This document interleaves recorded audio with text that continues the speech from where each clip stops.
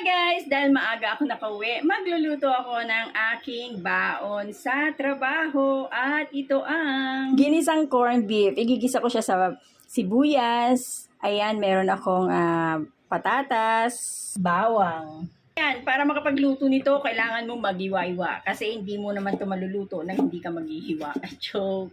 Ayan, at salamat nakauwi ako na maaga, makakapagpahinga dahil naano nyo yung boses ko medyo iba kasi medyo meron akong ayan, plema. Ayun, Diyos ko sorry, baka may mga nagsisikain na.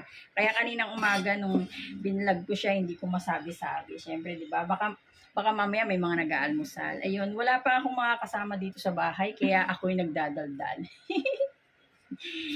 Ouch!